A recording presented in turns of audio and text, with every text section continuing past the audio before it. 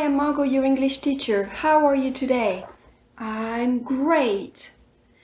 Bienvenue dans cette lesson 11 de Lessons for Kids. Ça y est, on est à la leçon 11. On entame notre deuxième trimestre.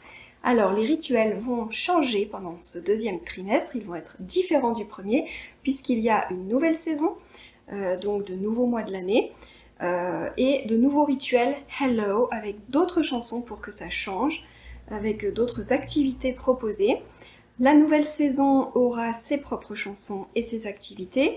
The new month is January. Le nouveau mois, c'est janvier. Donc, je vais te mettre la fiche pour January, February and March que tu pourras colorier et coller dans ton cahier d'anglais.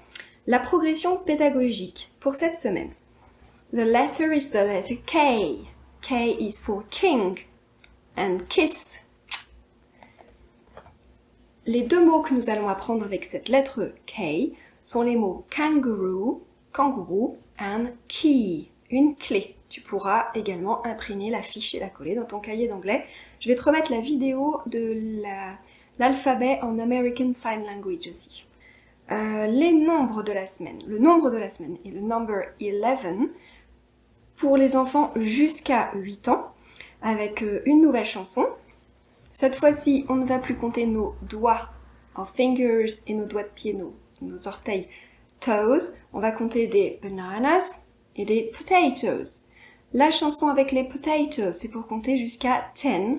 La chanson avec les bananas, ce sera pour compter jusqu'à 20. Justement, avec les plus de 8 ou 9 ans, on va commencer à faire de 10 en 10, à compter de 10 en 10. Alors pour cette semaine, ce sera 30. On sera au 30. En plus d'apprendre, de revoir jusqu'à 11. Et le nombre ordinal pour les enfants de plus de 8-9 ans sera 11th, pour dire 11e, avec TH.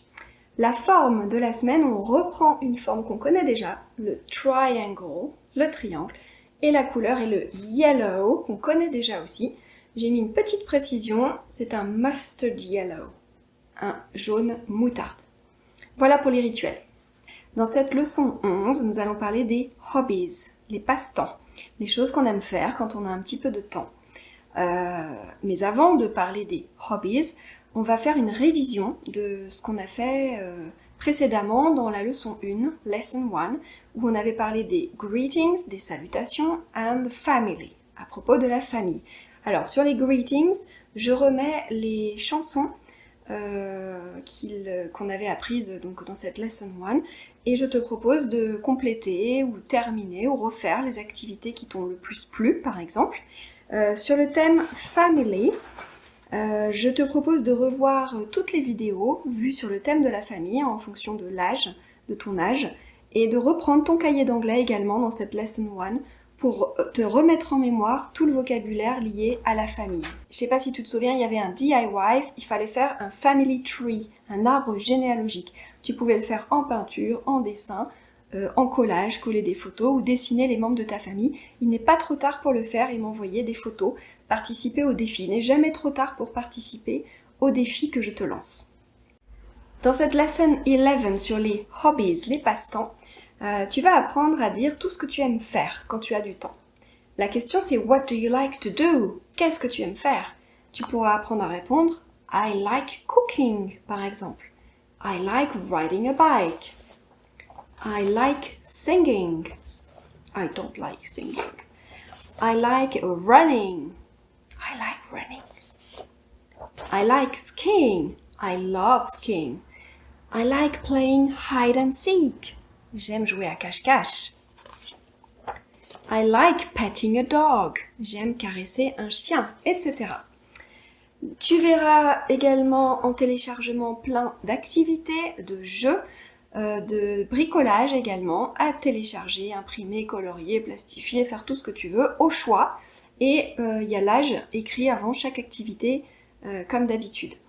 Également pour les 10-11 ans, il y a un petit cours de grammaire sur le présent simple, qui fait suite un petit peu au petit cours que j'avais mis dans la leçon 9 sur vraiment la base de la base du présent simple. Donc là, ça fait un petit rappel et on va un petit peu plus loin. Et également, tu vas apprendre les adjectifs possessifs pour apprendre à dire mon, ma, mes ou ton, ta, tes en anglais. On dit my, your, pour dire donc ce qui t'appartient. Donc c'était important d'inclure ce petit point grammatical dans cette leçon 11. Voilà. Également, sache qu'il y a un set de flashcards qui va avec la leçon Hobbies, qui est offert en fait pour tous les élèves inscrits aux formules famille et enseignants aux formules hebdomadaires, et qui sont en téléchargement payant autrement. J'explique sur le site Lessons for Kids comment télécharger ces flashcards. Voilà donc pour cette leçon 11 et 11.